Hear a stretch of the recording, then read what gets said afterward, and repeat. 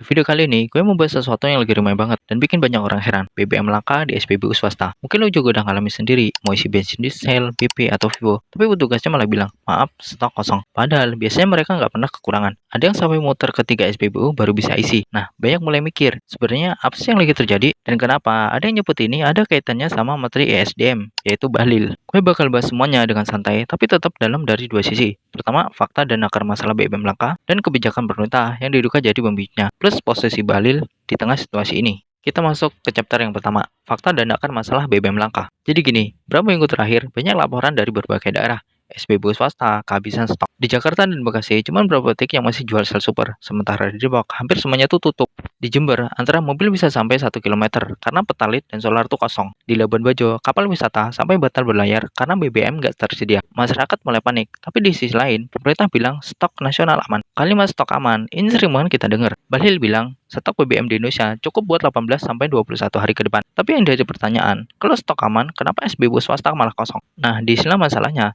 Kelangkaan ini bukan karena minyak mentah yang habis, tapi karena perubahan besar dari sistem distribusi dan perizinan. Salah satu penyebab yang paling disorot adalah izin impor BBM buat SPBU swasta, yang sekarang dipangkas durasinya. Kalau dulu izin berlaku setahun, sekarang cuma 6 bulan dan dievaluasi tiap 3 bulan. Bayangin aja, bisnis energi itu butuh perencanaan panjang, tapi sekarang mereka harus bolak-balik kursus izin. Kalau proses administrasi ngadat, ya stok langsung ser. Belum lagi muncul kebijakan impor satu itu lewat Pertamina. Artinya, semua SPBU swasta kayak Shell, BP, atau Vivo nggak bisa impor langsung dari luar negeri. Harus lewat Pertamina dulu. Secara teori sih biar pengawasan gampang dan harga stabil. Tapi di lapangan malah bikin ribet. Kalau dulu mereka bisa pesan BBM sendiri, sekarang harus negosiasi harga dan kuota sama Pertamina. Masalahnya, belum semua SPBU bisa beli karena mekanisme yang belum jelas. Pertama bilang, belum ada permintaan resmi dari swasta yang stoknya kosong.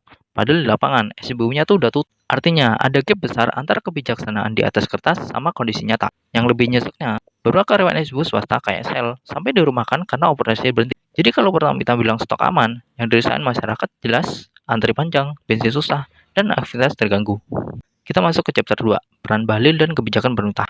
Sebenarnya termasuk ke bagian yang agak sensitif tapi penting banget untuk kita bahas. Apa peran Bahlil di balik ini semua? Sejak jadi Menteri SDM, Bahlil mendorong kebijakan impor satu pintu lewat Pertamina. Alasannya, biar pengawas lebih gampang dan harga di pasar dalam negeri bisa terjaga. Tapi kenyataannya, kelangkaan ini bikin perusahaan swasta kepepet. Kebijakan ini mulai bikin iklim bisnis energi jadi nggak sehat, karena semua tergantung satu pihak. Bahlil sendiri bilang ini cuma kebijakan sementara sampai akhir 2005.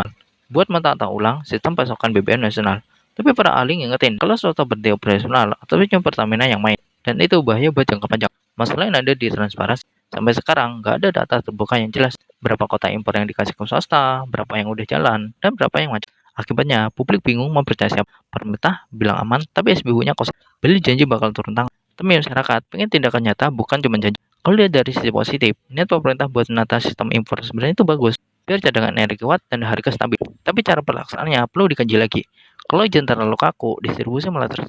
Kalau semua dipusatin ke Pertamina, pasar kehilangan fleksibilitas. Dan akhirnya, ya kayak sekarang, BBM langka, masyarakat susah, dan cita pemerintah ikut.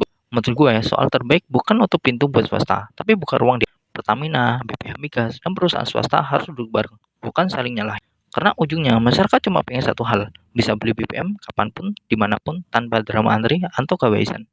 Kita masuk ke chapter terakhir, yaitu menutup. Jadi intinya, kelangkaan BBM ini bukan cuma soal stok, tapi soal sistem yang belum beres. Mulai dari izin impor yang berubah, sampai kebijakan satu pintu, yang bikin rantai distribusi. Beliau punya peran besar di sini. Dan langkah pemerintah ke depan bakal nentuin apakah krisis ini cepat beres atau makin runyam. Kita sebagai masyarakat cuma berharap semua pihak bisa kerjasama, bukan saling lempar tanggung jawab. Karena kalau BBM langka, yang kena bukan cuma perusahaan, tapi kehidupan kita sehari-hari juga. Kalau punya pengalaman soal kelangkaan BBM daerah lo, tulis di kolom komentar. Gue pengen tahu apakah di tempat lo juga susah isi bensin. Jangan lupa untuk komen, like, share, dan subscribe, biar makin banyak orang yang paham apa yang sebenarnya sedang terjadi di balik isu ini. Sampai jumpa di video selanjutnya, tetap tenang dan kritis dan semoga BBM kita nggak cuma aman di tata, tapi juga nyata di lapangan.